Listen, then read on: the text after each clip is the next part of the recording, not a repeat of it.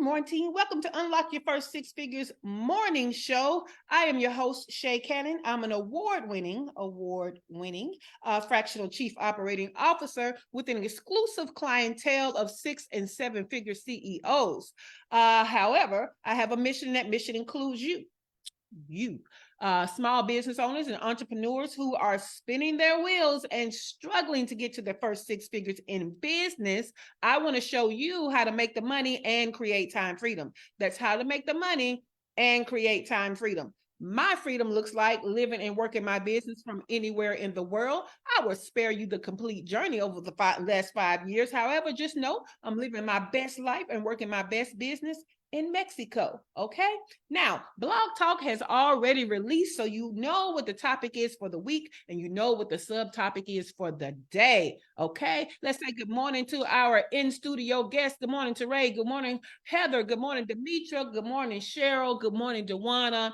Good morning to Dr. LaFera, who can't hear us yet because her audio hasn't connected. However, good morning, good morning, good morning. If you want to be a guest, all we ask is that if you're new to us, that you kind of engage with us in the comments first before we approve your appearance on the show. And that's just to keep the trolls away. See, we're kind of a big deal now. You know, mama, we made it. We have trolls now. And so we have to keep them out of the live broadcast. And so if we're not familiar with you, we may not approve you to come on as a guest until you've interacted in the comments for a while. So you still get value in the comments. If I can see the comments, sometimes Facebook acts up and I can't. But most of the time I can. And we include you in the show too, even in the comments. Now, this week, what we're talking about is the VA advantage, effective use of a virtual assistant. Shout out to Dr. LaFera and Shaky, our rich auntie Shaky, because I think they are the reason, if I remember correctly, that we are talking about VAs this week.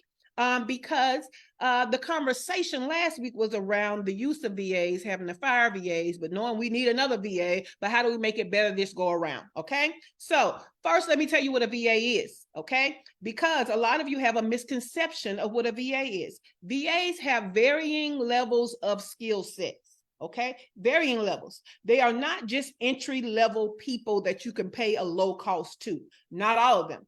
Virtual assistants is literally what they do, assist you virtually.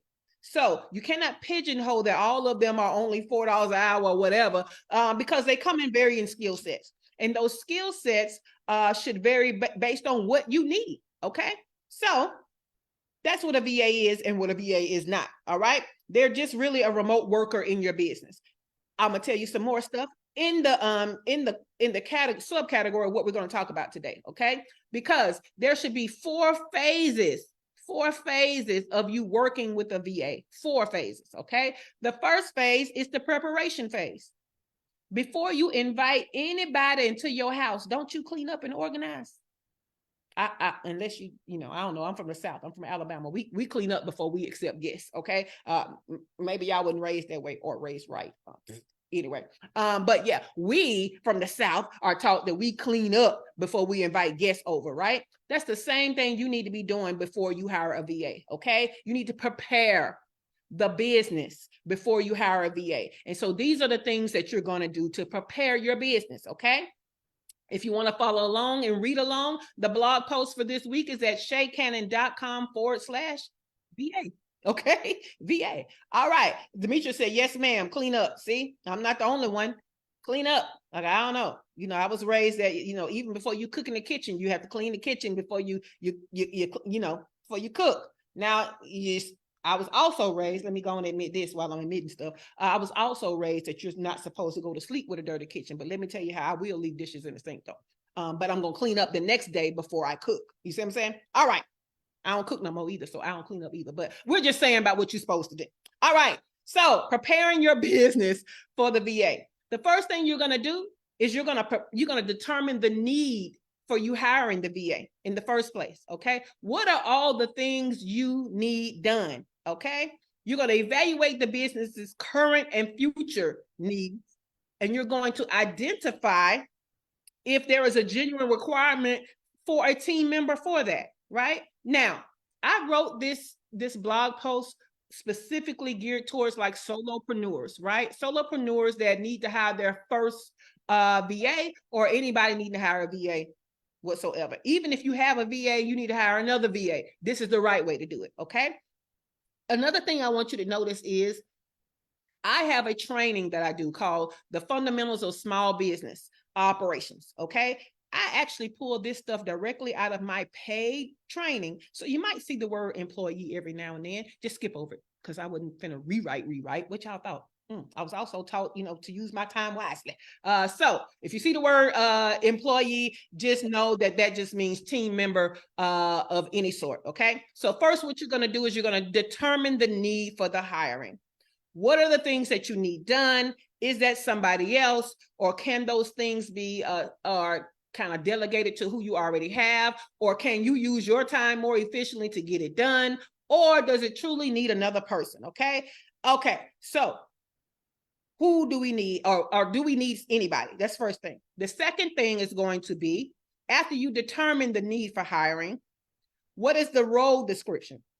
What do you need the person to actually be responsible for doing? You need a clear description. You're going to be outlining what their title is, what their duties are, and if you have more than one person in your business, who do they report to? Okay. There have been several roles where that person may report directly to me as the COO, or they may report directly to the COO with me as a secondary supervisor. We've had leads in some of the companies I've worked in where you primarily report to a lead person, and then secondarily to me. So who does the person report to, right? Because what we know is in corporate America, y'all, come on now, if you ever had any job, I don't care if it was at McDonald's, but especially in corporate America, somebody comes out the wings and be telling you what to do, like they the supervisor and they got the same title you got. And so because the structure is very clear, you don't report to that person, right? Well, you need to make it clear in your business so that they know when they're getting competing information or conflicting information, they know exactly who to report to, okay? All right. We want to establish the hiring criteria. Okay, we want to establish the hiring criteria. So we've determined the need. Okay, we're doing a little recap. We've determined the need for hiring a team member. We've created the role description. Okay, now we're establishing the hiring criteria. Now, what does that mean? That means we need to define what are the specific qualifications we need them to have. What experience we need them to have? How many years of experience, right? What level of skills are required for the role? Okay, because guess what? You can't pay everybody $2.50 an hour. Some roles need to come with a skill set, and skill sets come with money that you have to pay. Okay. But some of y'all, let me stop. Okay, so when you're setting the hiring criteria, you also need to take into account what technology that you have that they will be working with. Okay, you want somebody that is proficient in that technology. Okay, then let's go to y'all little cheap asses about the budget. Okay, let's go about the budget for a moment. Just because we are small businesses and we are trying to grow our revenue to its first six figures does not mean that we can just try to stuff somebody into what we can afford, right? Because what happens is, as a service provider, we want to get paid our quote unquote worth, right? We want to be able to pay, and we want to get paid high ticket, all these things. Do you understand how much you would have to pay somebody else for this and right? But when it comes to you hiring somebody, you want to push your budget on them because that's all you can afford. And that's not how it works, okay? But you do need to determine what your budget is so that you can then determine how much time from a skilled person you can afford to hire them for, okay? Again, Shaky said, not everyone get paid $2.50. Girl, you already know. Okay. And then not y'all. I'm sure it's not y'all. But some people want to pay $2.50 and have a person work 40 hours a week. Okay. And then you expect them to have the skills of the gods. Just saying.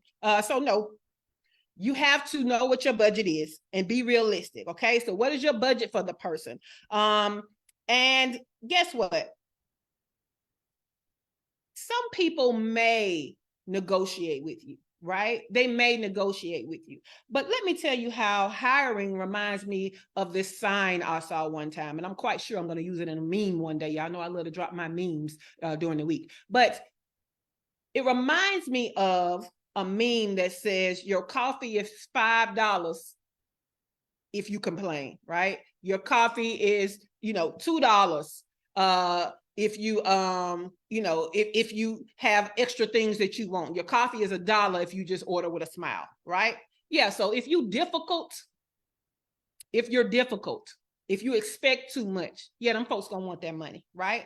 But if you can show them how there are things in your business that makes it a little easier on them, they may be willing to negotiate with you, right? So if you're hiring somebody for a project and the project is halfway done, they don't have to work the project from the beginning, right? They can just pick it up and bring it home. Maybe they will negotiate with you to pay them a little less instead of an entire project's worth of salary. Okay. So yeah. Teresa said, I've never considered the negotiation part. Yes, always negotiate, right? Don't tell yourself no, but don't be ridiculous, right? And have some morals and some ethics. Don't try to negotiate somebody down in a way that you wouldn't want to be negotiated down, because some people accept. They do. You might get somebody willing to work full time for $2.50 an hour and try to get their skills up and all that, but that's not going to be a happy person, right? You're not going to get the best from that person. They're also not going to last long. Okay, think about yourself. There have been times when you have accepted jobs where you underpriced yourself. And guess what? The people who pay you the less tend to expect the most. They the worst people to work for. Don't you be the worst person to work for. Okay? But again, that situation never lasts. Because even if you get somebody in at a low price and they're learning, once they learn, they out it out. Because you would be too. Okay? So the next thing is we need to determine what type of team member is this going to be. What is the work arrangement? Are they going to be part-time? Are they going to be full-time? Are they going to be contracted? Are they just going to be a remote person that you brought in as a W-2 employee, right? You have to determine. The final thing is, what are the compliance and employment laws around the person that you're trying to bring in, right? There are state laws, there are country laws that you have to observe. Right? So it's funny because at one time, one of the gurus was saying that you need to hire people full time in your business. They need to be an employee. Stop messing around with contractors. Okay, well, guess what? A lot of people tried to turn their contractors into employees, not understanding they were in different places in the country and there were different rules. Let me tell you something about Philadelphia. Baby, Philadelphia, you can't just hire nobody and you're not in Philadelphia and don't have a brick and mortar. You got to pay extra taxes and all this extra stuff, right? California, baby, California got some funky laws. I wouldn't hire nobody from California. I'm sorry. Unless I lived in California, I would not hire anybody in California because I would be afraid I would step on one of them damn compliance laws. I don't know if the Terminator put them laws in place when he was the governor. I don't know. But I know they got some harsh employment laws, right? New York has some harsh employment laws, and New York is known for unions. So you don't even know what you're going into trying to hire people as a W-2 employee. So you have to look at that. Even in hiring people from other countries, I've had a client. Yeah, California is off the chain. Kimberly is in HR, so she knows. But I used to have a client that was in Switzerland. And of course, I'm not anybody's employee. I'm contracted as a fractional chief operating officer, right? But because she, quote unquote, hired me, right? Even though it was on a contract, Switzerland don't play. Switzerland don't pay about two things I know for sure. That's data security, okay? And they don't play by their employment laws. So if you hire anybody in Switzerland, they don't care what a person is from. You're going to have to pay employee taxes. You're going to pay their health stuff. You're going to pay all the things, okay? So she had to get from me my articles of incorporation to show I was an actual business that she hired, not an individual. Okay. Now, Kimberly can back me up on this. Hey, Zandra. Zandra is over here joining us from Facebook. She said, I'm on it this morning, not cheap ass. Yeah, I'm so sorry, Zandra. You know me. Come on to the fold, right? So, yes, the Terminator, Scott, you know, Schwarzenegger was the governor. But anyway, let me tell you how you guys, even when you're hiring people as a contractor, if they are in the United States and you hire them as a contractor and your business is domiciled in the United States, you have to be careful about treating them like an employee. Y'all hear me talk about micromanaging versus macromanaging all the time, right? Just as a leadership style. But let me tell you how being a micromanager can get you in trouble with the government, and now you got to pay a whole bunch of money because you said somebody was a contractor, but you running them like they're an employee because you're a micromanager, right? So contractors, just to be clear, contractors, you're supposed to be able to macro manage, right? They're supposed to have a skill set that they bring to the table to enrich your company. They're not supposed to come into your company and need your company to enrich them to do their job. You see the difference? So with a contractor, they're supposed to come in with a skill set. They're not supposed to need so much from you to do their job. They're not supposed to depend so much on you to do their job. So what you're supposed to do is hire them for a result and let them work. That's what a contractor is, okay? When you micromanage and you say, I want it done this way, and I want you to do it here, and I want you to do it by this time, and okay, that's an employee. That's what that is. And if you get dinged, what's going to happen is the government is going to look at everybody you've ever hired and see how you treated them, and you're going to pay for all of them. All of them. Because you're out of compliance, okay? So if you go to the labor and employment website for the government, they have like about 21 items that you can kind of, you know, do a little check and balance with to make sure that you're not hiring somebody as a contractor and treating them like an employee. Some of those things look like, do you provide them with all of the equipment? Okay, because a contractor should have their own equipment, right? Now, do you provide them with training? Okay. And it's not just like that onboarding training. It could be like, are you actually training them to do their damn job? That's an employee, right? Stacy said, wow, this is deep. Yeah.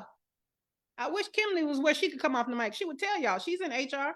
I saw somebody invited Delmar Johnson into the group as a part of the contest. I think Teray invited her. I thought she was already in the group, but she let me tell you how Delmar has been talking about employee versus contractors for years. 4 years. Now, I'm a former labor and employment paralegal. Okay. So I was a part of lawsuits where people were treating contractors like employees, and baby, it's a hefty fee, baby.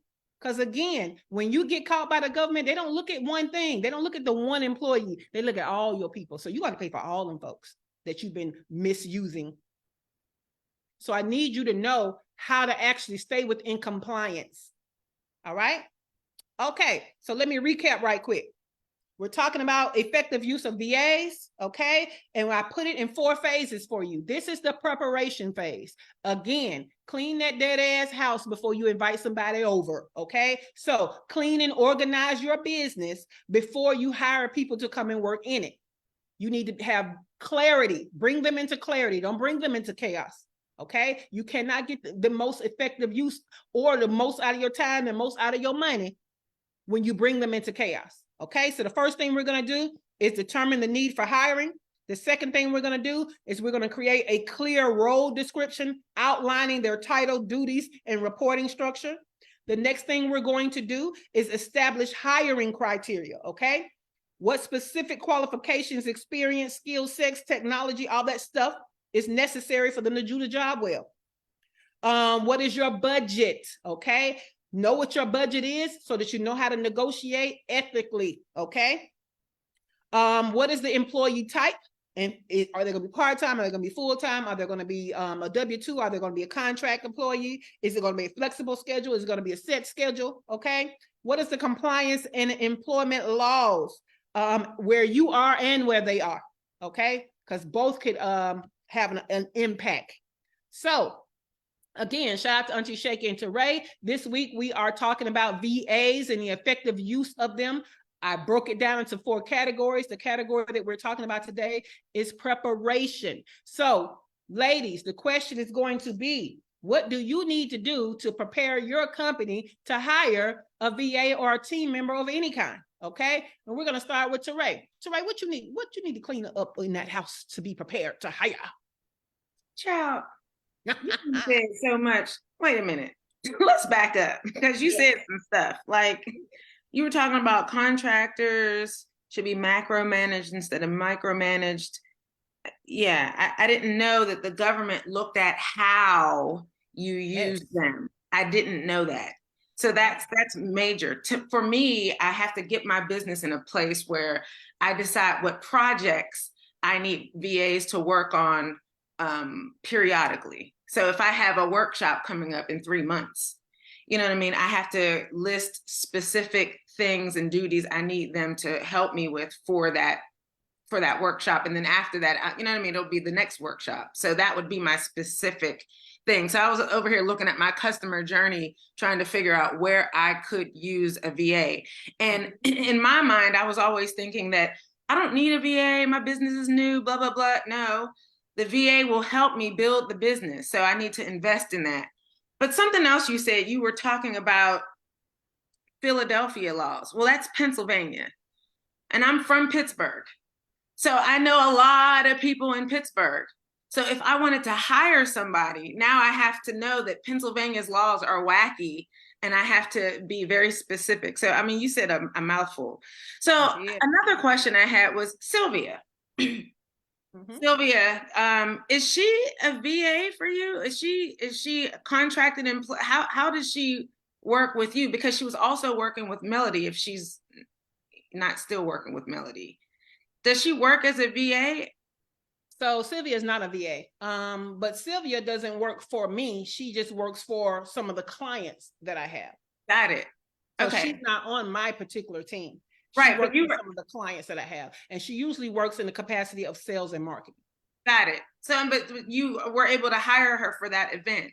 In case anybody doesn't know, at the retreat, we had a photo shoot, and Sylvia was on site to help us with the photo shoot, with makeup, with everything, with posing.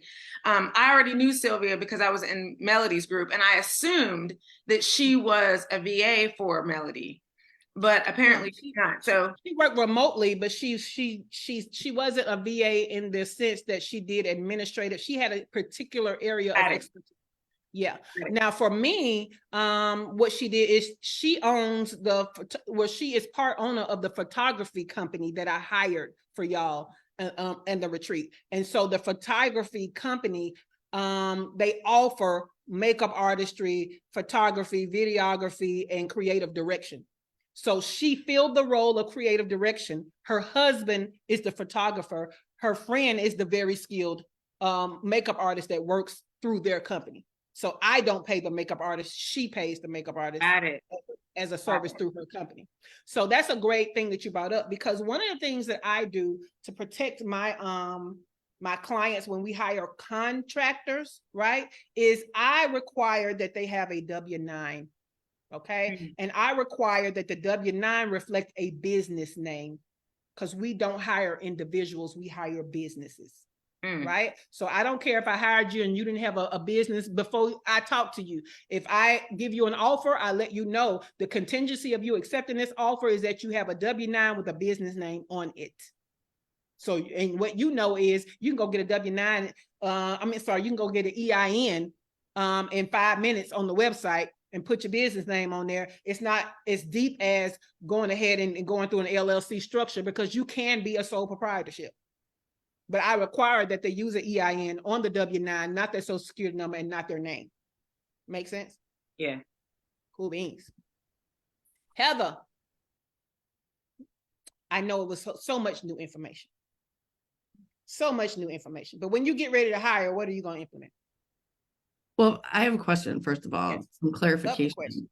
So when you were saying I understand micromanaging. I've been micromanaged as an employee, but what I want to understand is from an entrepreneur standpoint, can you provide an example of how you make sure that you're staying at a macro level with a contractor? The funny thing is the answer is in your question. God, That's the funny thing about your question. The answer is in your question. So instead of having all of these requirements of how they do it, you can give examples. I really thought you were going to say it depends. No, it doesn't depend. So let me tell you how, when I'm hiring a contractor, you know how when you hire an employee, you give them a handbook? Yes. Check this tip out. When I hire contractors, I give them a cookbook, and I tell them that the recipes for success that we've used in the past are in this book. Feel free to use the things that we've used in the past to get success and get the results, but I am managing the result. You see what I'm saying? So I don't care if they do it my way or another way. You know what I'm saying? Get me the result. Now, of course, there's always going to be some ethics in there. There's always, you know what I'm saying? But you want to manage the result, because when you manage the result, you allow people to show up in their zone of genius with their strengths, with their resources. You see what I'm saying? When you micromanage, you think that you have the only way to do things. So you're leaving stuff out. Right? Also, the people who micromanage, they have the less efficient use of a team. They think they're making things efficient, but they actually have the less efficient use of a team. Yeah. Because you're always trying to put square pegs into round holes. And the round holes is what you expect of them, and the square peg is them and what they bring to the table. Right. Okay. Okay. So that was cool. The answer was in your question. All right. Tracy. To hire somebody so that you're not a solopreneur, what is the thing that has caught your eye that you know you need to implement the most? I've got to get some structure. I said I need to clearly define what my goals are, where I am in completing the goals, and what I want the outcomes to be, so that I can give a detailed description of expectations to who I hire. Exactly. All right. Zandra said that's so good. Z said, in managing contracts for the government, rewrote the scope of work in the contract.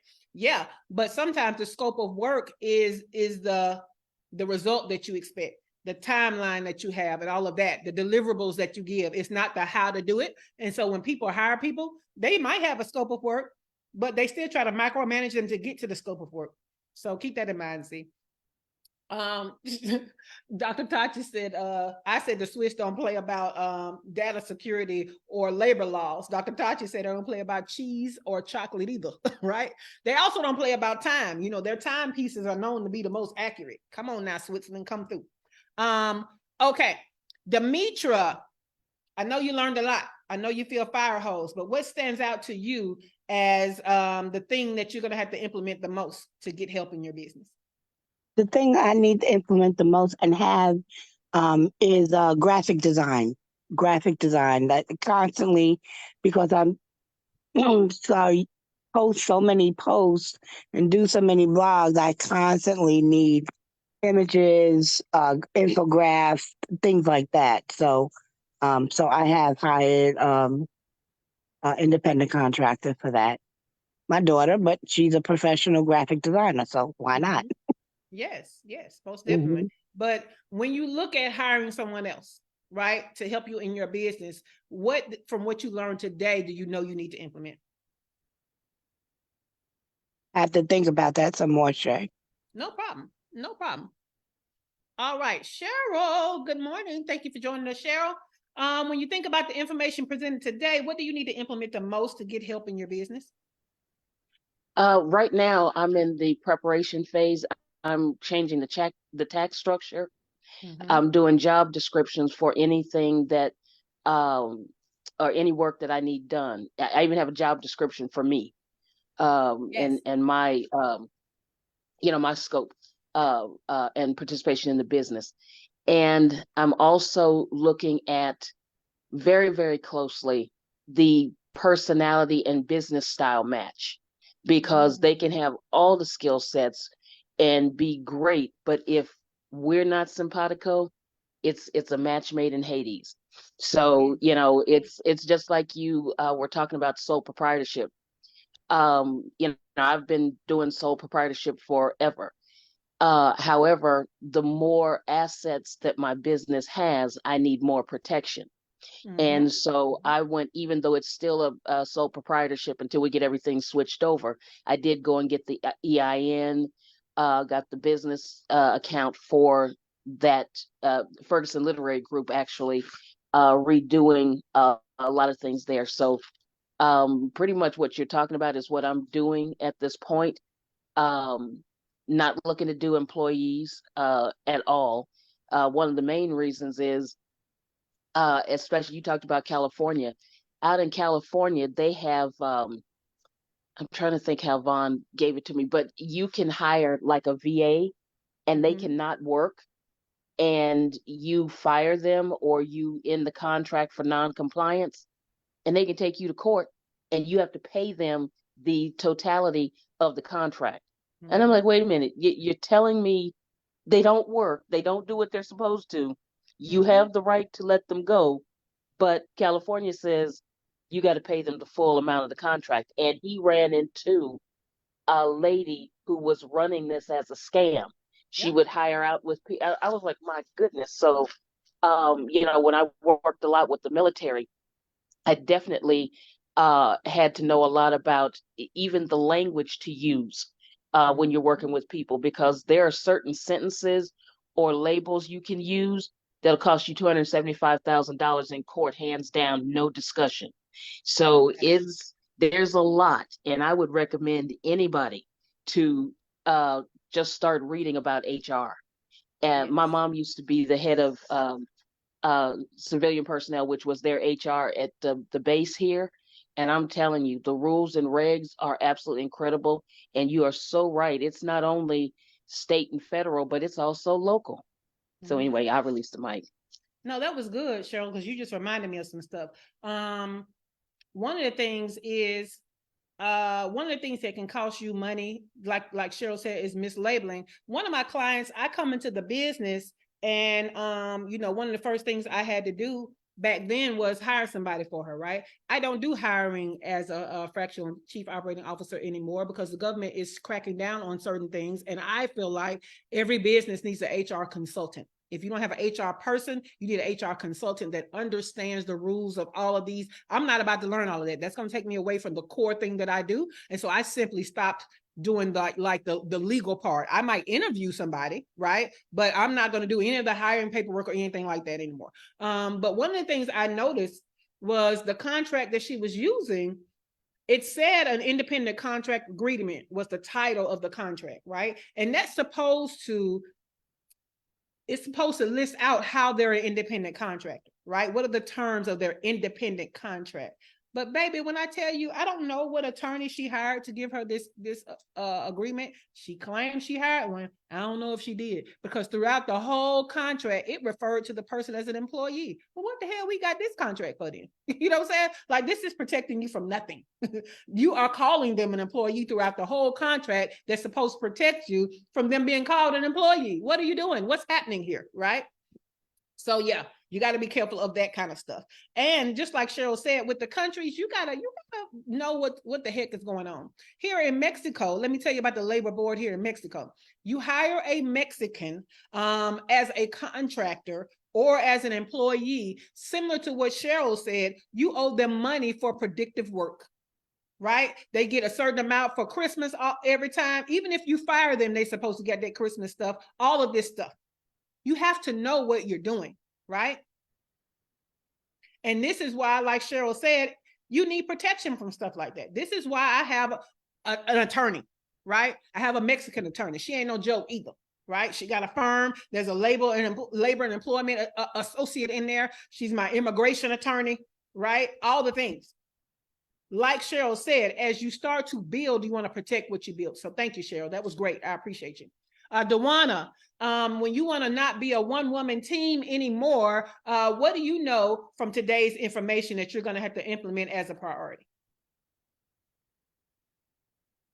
Let's see if there you go. Actually, that was really, really good, and ironically, I was a contractor worker that was micromanaged, and now I know why it was getting on my nerves so bad. I was like, oh my God, and I didn't know this at that time. This was a couple of years ago, but just the actual defining of the role, that's what I'm in the middle of right now. So that was good, just information and knowing that how I need to define the role for somebody that I do need to hire. So that was what was great for me. Awesome. And it's funny because people hire people because they know they need a few things done, and they just hire people, and then they don't know what success looks like for that person, and that person doesn't know what success looks like. You never gave them a formal role, a formal title, anything. You just hire people because you needed help. This is why we have to prepare, right? Dr. LaFera, a lot of information for you to get help this next cycle in. What do you know you're going to have to implement from what we talked about today? Right. So what I need to implement is so I was already giving them a job description, going over what they needed to do, making them demonstrate that they could do it, giving them a lot of space. I know they work for a lot of other people, a couple other people. One girl was even showing up sometimes to the Zoom meetings with the other person she worked for on the Zoom thing. So like, so I knew she was distracted, but I would give them deadlines for when stuff needed to be done, because I wouldn't just want to pop up and say, this is due tomorrow. I would say, I'm never going to give you like, less than 24 hours notice for this. Like, this is what I hired you for. Like, this is what you were hired for. But for me, I've realized that before I hire somebody else, I need to pay them more, because what I need is somebody who thinks. And so I do all the thinking, and it frustrates me because I'm like, you said you could do this. Like, you give me generic images that don't even look like the people that you see. That you go to my website. Oh, I need to go to your website. You went to my website when I hired you. So you've been there once. But then it's like they don't go back. So for me, I know I need someone with a higher skill set who's going to also help me to stay kind of accountable to what I've asked them to do, instead of me always having to be the one to think, because that's what wears me out, and that's why they get fired. Yeah. And so, like, until I'm ready to hire somebody and pay them more, right now I have to be that one woman, and I have to like figure out like what exactly everything is I need them to do. Yeah, I need graphic design, but that's why I'm getting good at AI, because that's what I've been doing. Because my stuff looks better than the stuff they give me, because of AI though, mostly, and Canva. But like, so, but the thing that you were talking about is I need to look more closely at those labor laws, so I avoid certain states. Yes, California, New York, Philadelphia. But anyway, I mean Pennsylvania. You brought up some good stuff, right? Which is there are 3 categories of a team member: doers, thinkers, and decision makers, right? And as owners of a business, we assume that when we hire people, we're going to immediately feel this big lift of a burden. And it depends on who you hired, right? When people hire me as a fractional COO, they immediately feel a lift and burden because I'm a decision maker, right? They don't have to worry about decision fatigue. They don't have to worry about the team pinging them all the time because the team comes to me now, right? I'm a decision maker. But what happens is, especially when hiring a VA or hiring who we can afford, we end up with doers. And it's not bad to have a doer. You know what I'm saying? But the thing with doers is they can only do what you tell them to do, how you tell them to do it, when you tell them to do it. If anything pops up that's different than that, they have to come back to you. So that's why they're pinging you all the time, right? So guess what you have to have if you want to hire a doer? You have to have Uber structure, right? You need to have Uber recipes for success. You know what I'm saying? For them to follow. You have to always give them an example, give them a contingency plan, all of these things. That's a doer. In between there is a thinker. Now, a thinker can start off as a doer, but what happens is when they come and ping you, they don't just bring you the problem and be like, what do I do? They have thought around it. They say, hey, this is the problem, but I think we could do this. They're just looking for approval, right? Because they're not a decision maker. So, and of course, doers, thinkers, decision makers, those are also different levels of investment, like Dr. LaFera said, right? So those are great things to look at. So thank you for bringing it up, Dr. LaFera. Stacy, you're in Africa. Tell me how this affects you, what you learned and how you can apply it there in Africa. Stacy, Dr. Stacy. Well, budgeting is the biggest thing for me right now. And so, I think marketing and sales is what I wanted to hone in on. But maybe at the beginning of the year, I was looking at VA and someone reached out to me on LinkedIn and kind of gave their spiel. And then, I talked to when I talked to the candidate, they're all in the Philippines. And so she sent some examples of her work, which didn't necessarily match my branding, which I was a bit concerned about.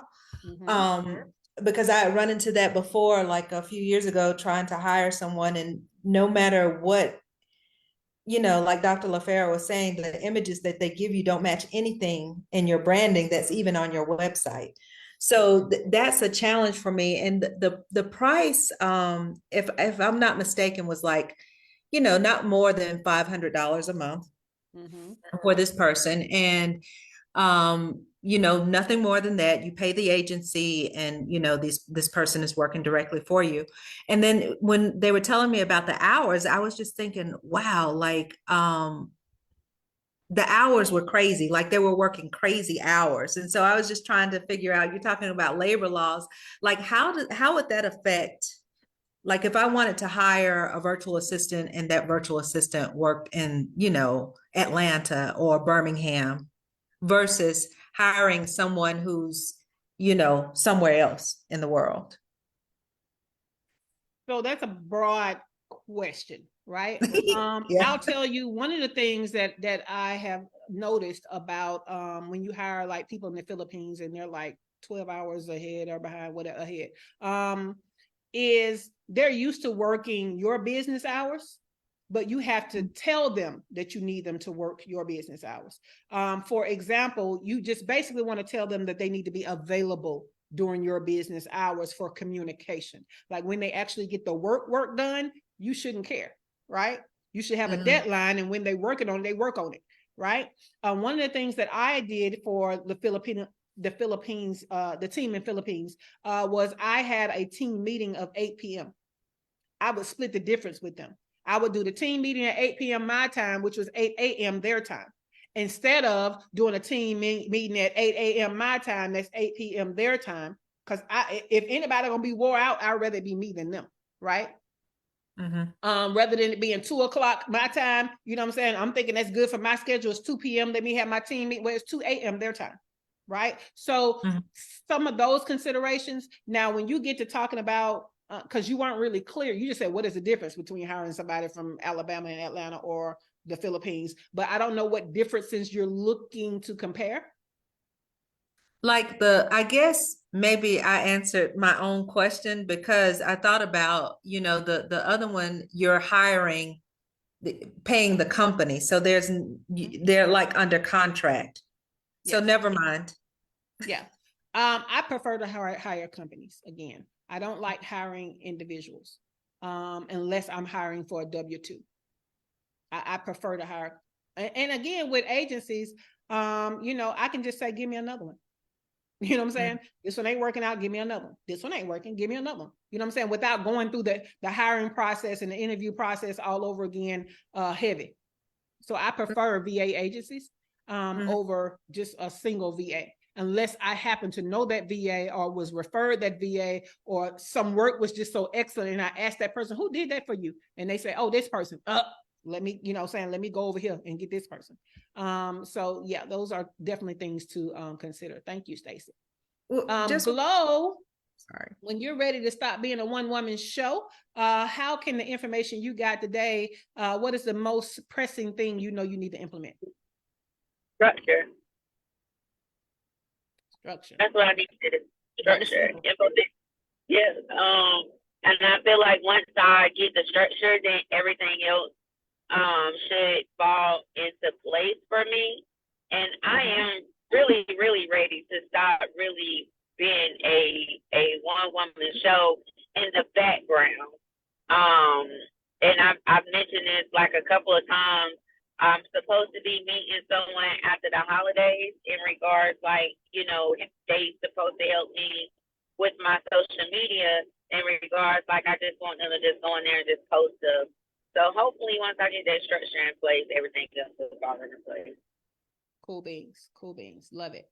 Kimberly, I know you're at work. You're a resident HR expert that's on in studio with us, but I don't think you can come off the mic. So feel free to use the comments to add whatever you would like to add to this discussion about preparing your business for a VA. Dr. LaFera said, that's what I did with the time. When Rude stopped showing up consistently, they got fired after the third missed meeting. Yeah, I fire people after the third missed meeting also because the meeting is mandatory. And so, you know, if you let me know beforehand, you know, you might get a few more chances, but, so that's another reason why I would change the meeting time, right? To kind of cater to them, because those people are over there working hard, and sometimes they do sleep through the time you have your meeting because it's really their sleep time. And sometimes their body conks the hell out on them, right?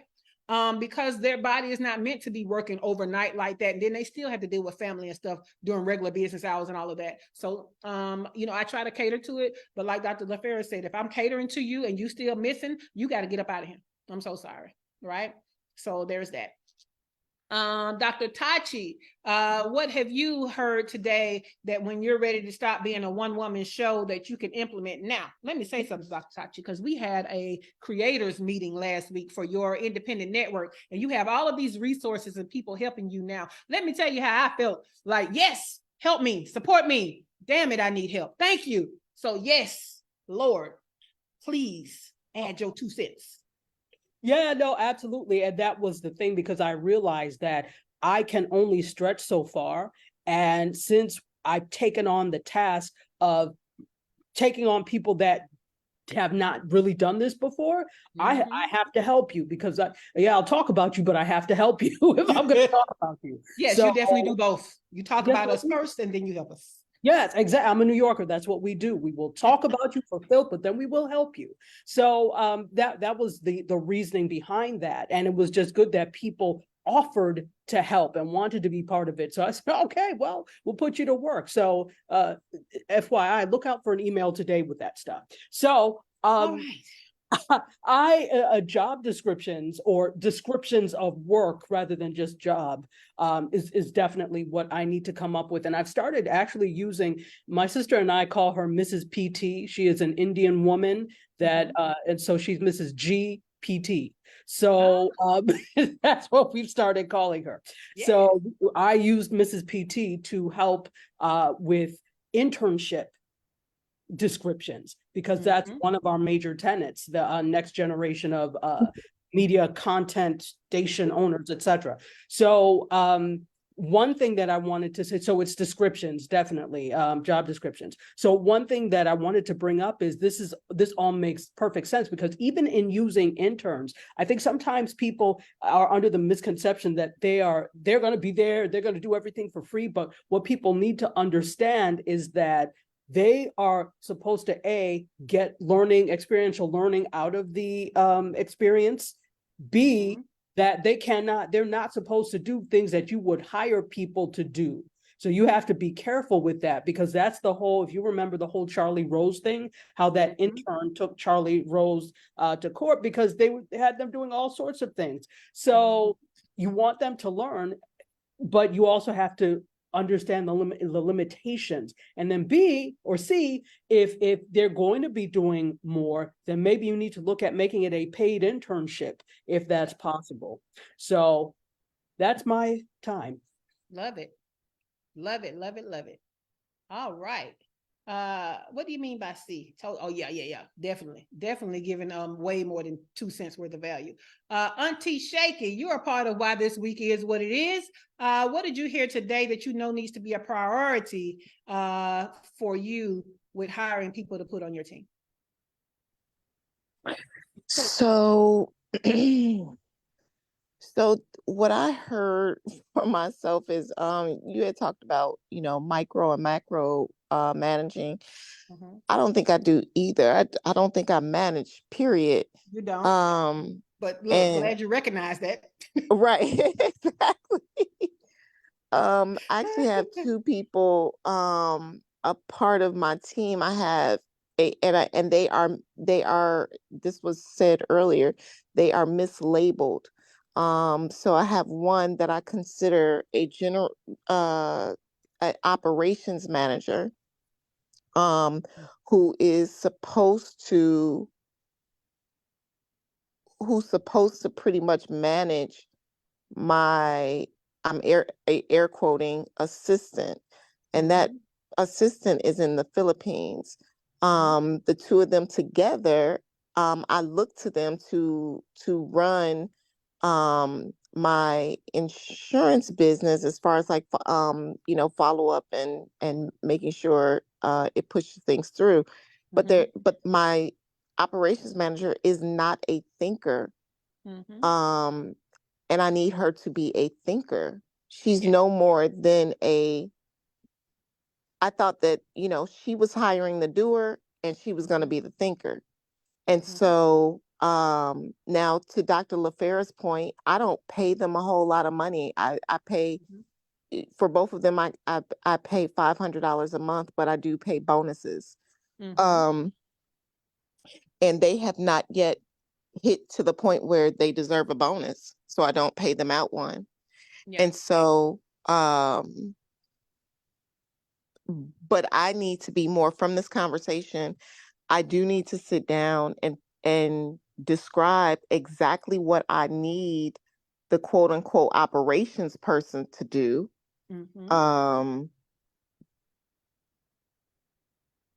I mean the VA, the VA, she's doing her thing. She's doing what I need her to do. But this operations person, I don't know, child. Like, but so that's what I got from it.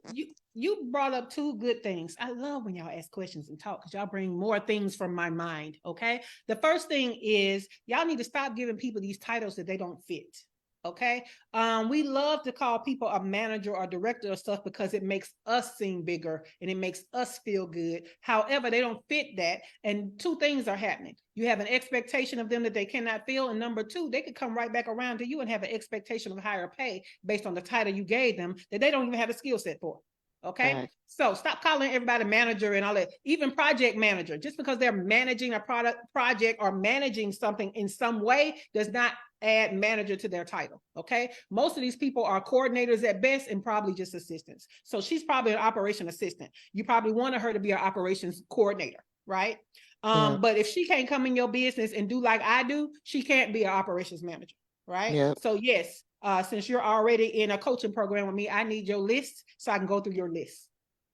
So that's one thing. So another thing is you have to see if people are an actual fit. So Cheryl talked about culture, right? Or was it Demetria? I can't remember. One of them talked about culture, it was Cheryl, talking about being a culture fit. But sometimes it's a fit for, do they have the aptitude for the role that you got them in? We're going to talk about that more later this week, right? Because that's not in the preparing part. That's once you get them and you're observing and you're monitoring. But we need aces in their places. Sometimes you have people in your business that's not good for the role they have, but they might be good for another role that you need. But we can't just make people, because we have this one person, make them fit these roles. It doesn't work that way. If they don't work that way, it's not going to work that way, right? So we have to keep that in mind. Zandra said, I currently work with the VA company based overseas. They find the VAs for me, but I'm always concerned if I'm doing it right. If you hired the company, Zandra, it's less of a compliance issue. It's more about, are they giving you the right person? So that's the same thing that Dr. LaFera said, and the same thing that Stacy said. They're working with these people and they're getting people who don't really have the skill set. So you need to know how to evaluate the skill set, right? You have to know how to evaluate the skill set. So if you know, on your own, you can produce better than what you've gotten, tell them, give them more information on what to produce, right? Tell people they're going to be on a probationary period, or you're going to give them a test project, right? But anytime you're working with visual stuff, you need to give visual examples and equip them with things that they need. For example, are you giving them your brand board? You know what I'm saying? Are they just using it? Like I could tell, I had somebody to create a graphic and I can tell they didn't use the brand board. The blue was close, but it wasn't the same blue. Baby, I gave you a brand board. What hex code is that? Because that's not the one that I gave you, right? So the expectation is that you use my brand board. Don't use what's convenient for you. Right? So what she did was, I know what she did. She put it in Canva and she let Canva pull the color, right? And Canva is just going to pull the color that's close to it. No, I didn't ask you for close to it. I asked you to use my brand colors. I asked you to use my font, not the font that you think look like it. You see what I'm saying? So sometimes you could do a test project to see how things are going. Another thing is when you're dealing with visuals, always give them a visual example. This is my brand board, and I want it to look something like this. This is what I like about this picture I'm giving you, right? Never have anybody do anything for you visually and you don't have an example. Shaky right now is working on her website. She knows the website she kind of wants it to look like, so she's using that with the web developer to help them get the look and feel that she wants, right? If you want a logo, tell them the logos that you like. You like this font, you like these colors, you like that iconography. Give them, show them. Otherwise, your words only is being computed and interpreted differently inside the creator's mind. So what you get as an output is going to be their interpretation of what you said. So keep all of that in mind, okay? Z said, good training, focus on improving my organization to prepare for expansion. And Zandra said this was good, got a meeting to go. Well, we went over today, but that was a lot of information, y'all. And we're just getting started. We ain't even hired yet. Y'all. But don't worry. Tomorrow we're talking about hiring. That is the next phase. If you have not noticed, we have a contest going on. Invite your business bestie into the group. We announced it last week. It got started over the weekend, and that damn Heather and that damn Teray is already doing their damn thing. While we've been on the morning show, Teray been inviting more people. Okay, so the leaderboard is up. Teray is first, Heather is second. We don't even have a third place because y'all ain't participating. So make sure that you read the directions. You need to invite them from inside the group. Use that button inside the group that says invite, because what happens is when they come up as a new member that needs to be approved, I can see your name that you invited them. I put your name on the spreadsheet. Now you can start getting points, right? Now, also, Facebook has started making the person approve and accept the invitation that you gave, right? So you invite, but you need to follow up with your people to make sure they accept the invitation, because the final numbers to get the point system going is they have to have accepted the invitation. All right? All right, guys, come on now. I know you want $100. I know you want a big head 100. Anyway, so yes, you can get a cash app to $100 in this month's Invite Your Business Bestie contest. So don't forget about that. All right, guys, it's been a great day. Come back tomorrow. This might be one you might want to save video on to refer back to, right? But the blog is at shaycannon.com/VA, y'all. And we'll be back tomorrow.